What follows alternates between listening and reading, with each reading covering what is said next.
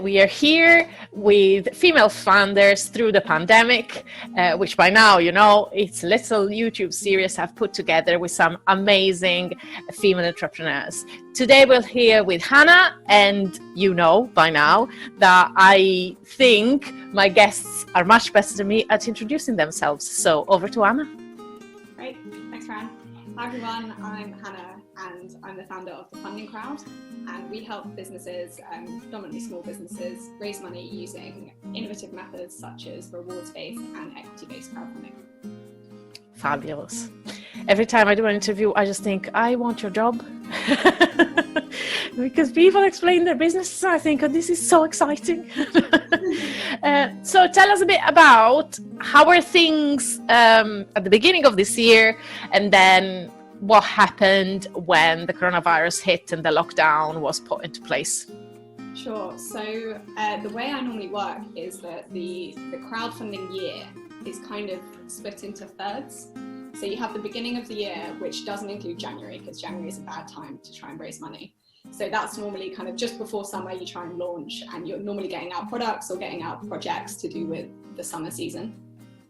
Then the next phase is building up and launching in summer and kind of late summer. And then the final wave is launching and trying to get products out for Christmas. So most of my clients finished kind of mid-December, and then the next wave of clients were coming in. So it was a kind of in-between time where I was at capacity. I was working with clients to build up for launching around this time.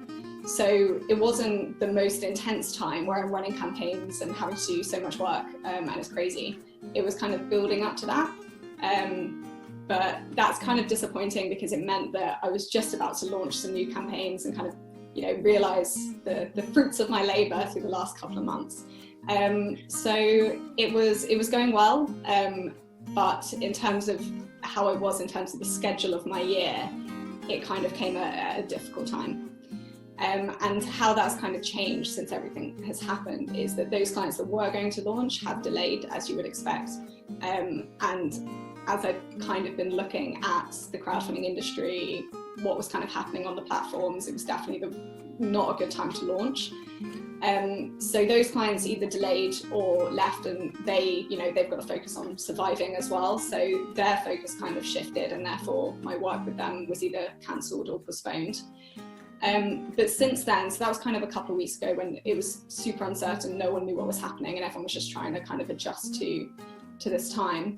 Yeah. Since then, it's actually kind of changed. So there have been the opposite has happened, where people have realised that they want to launch a project. Maybe it's that they found a passion, or they have time to do a passion or a new business, and they're now looking at potentially using crowdfunding. I've started doing some kind of pro bono work just to help some really amazing causes that are needed during this time. And I've also started doing some kind of short-term work, so whether that be just kind of one-off consultancy sessions or webinars or workshops that I didn't do as much of in the past because I did kind of longer projects. So in summary, it all happened at a bad time, but how things have changed have, I think, been for the better. And while there were a few weeks which were very uncertain and very nervous, it's kind of worked out well now. Yeah. So it's okay. It sounds like it has, yeah. I think also much depends on your capacity to adapt. As you said, you started running shorter projects and one-offs and webinars, and I think one of the things I'm picking up from all the interviews I'm doing is that everyone found ways to adapt. And this is quite amazing because I was speaking to a content writer, Jess, this morning, and she said, I've realized that I do this in-person seminars and workshops, and people have been asking me for years, can they join online? And I've been saying no. And now I've realized that I was wrong. So I think a lot is down to you sitting down and saying, right, how can I make this work anyway? And obviously then, as you say, people are going to have ideas on products that might help right now, other people right now, or might be useful right now. So obviously it's about seizing the opportunities, isn't it? Yeah, definitely. I think it's just I think adaptation and adapting is the key word. Also, people using kind of pivoting. I think it's basically when you start your business and you think about the market conditions and the market gap that you're filling and the problem that you're trying to solve for your clients. That has just changed now. So I've been doing I've been trying to log on to lots of different kind of webinars from other female founders and different trainers, and I went to a really good webinar, and they were talking about how the way you evaluate the kind of problem you're solving is based on different kind of aspects of the problem. So how urgent it is for your customer, how mandatory it is for your customer, how important it is to your customer, things like this. And those have completely changed. So for me, for example, everyone was really keen to get the funding that they needed before this happened, but now this has happened, they're not interested in giving away more equity. They're just focusing on trying to keep the lights on. So, you know, how important fundraising is for them has completely changed. But then for other people, they have, you know, either they have the opportunity to start something new, and therefore getting that up and running is really important to them, or they now need the money more than ever, so it's even more urgent and even more important. So I think it's the case that it's your existing client base or your existing customers, they may have changed, but then suddenly there's a huge new client base that has different problems that you can solve and different kind of aspects of that problem that you have to adapt to. Yeah, I completely agree. I've been doing, like you, like everyone I have interviewed, I must admit, I've been doing some pro bono work, helping people who really needed a boost and things like that. And in reality, out of that, I got so many ideas on things that I just thought, you know, people presented problems, and I thought, well, I can actually help with this. And I hadn't thought about it for ages. It might have been something I used to do ages ago in my job, or I just stopped doing for no reason at all. And it's about picking up all those things and creating something new, isn't it? Yeah, definitely. And I think every business owner can admit to being guilty of working in the business and not on the business. I think that's something that I hit all the time. You know, I can't wait till it quiets down so then I can think about my strategy, or I can't wait till it quiets down because I can finally post more on social media about my business, and all these things that just get put to the bottom of the list.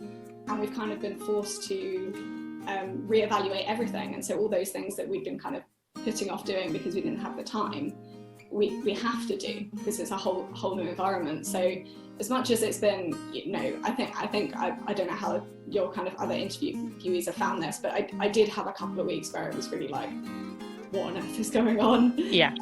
But then after that, it was just really kind of this almost awakening of, okay, well, I've got to think about things differently now, and I've got to ask those questions that I'd not been asking myself.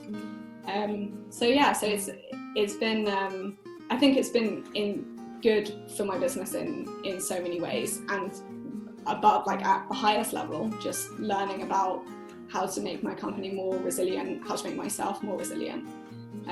So yeah, it's been good. This is kind of jumping in on all of the positives that I've Exactly. So before we talk about the positives, and then I'm gonna do what has become my usual sentence at the end for the positives, which is, you've already given us a lot of positives, but yeah, because it's true, a lot of people, by the time we get to the positives, have given me at least 20, and I'm just like, now I'm gonna ask you for 3. So out of all these things, or all these changes that you made, is there anything that you think, yeah, this is actually working and it will work even when life resumes as normal? I'm gonna bring it over to the other side. Yes, definitely, so many things. I think a big thing for me is pulling from the negatives of this situation.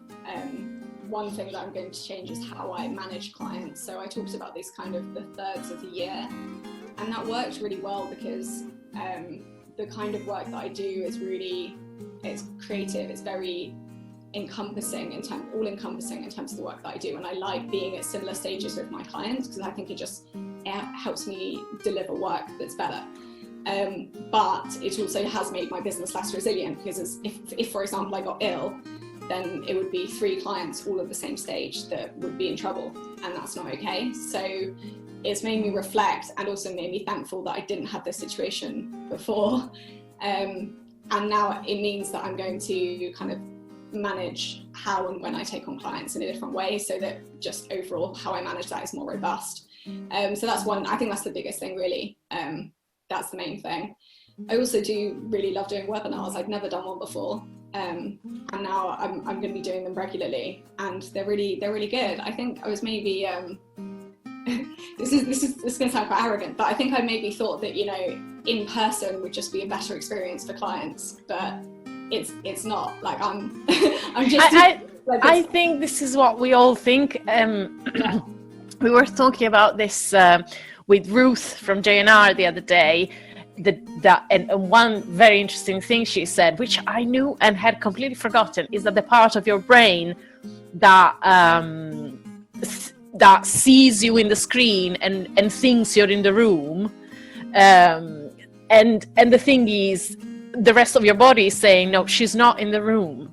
And, you know, and it's like the tactile and the feel of the person in the room. But there is a part of your brain that goes, well, she's there. Clearly she's in the room. And it's really interesting. And I think everyone thinks, you know, the in-person workshop is so much better. But I think this showed us that a lot of jobs that we were told could be done from home can be done from home. There's definitely this feeling of like there were all these rules in place that shouldn't have been in place, and I think on a more serious note as well, like I think I've always tried to be as accessible as possible, so work with different clients in different locations, and make my services as remote as possible. But I think this has shown that maybe for some people they were kind of not able to access certain things because there were kind of these rules. But now when those rules have gone and people have to adapt, we're realizing actually this hasn't been the easiest, but it was much more possible than we thought. So I think, you know, there's the kind of light-hearted take on this, which is, well, it was, you know, now I can do it this way, which is nice, but also this kind of thinking of maybe we should have considered this more. Maybe being able to be remote makes everything a lot more accessible. You know, if you've got a big school run, or, you know, you're caring for someone and you can't get out of the house to go to a workshop, but, you know, you can log on, and that's a whole group of people that are able to access that knowledge, and you're able to give that knowledge to that before we weren't. So definitely, yeah, definitely. Any more positives? So I mentioned this briefly, how I've been fortunate enough to pick up new clients, and they are almost exclusively people that have said to me, I've been wanting to do this for ages, but I didn't know where to start, or I wanted to do this for ages and I've only just had the time. Or, which I think has been really great, is people spending more time with their kids or with their partners, and realizing things that could help them and help their families, and things that they never really considered before because they didn't spend as much time with them, or they just never encountered these problems.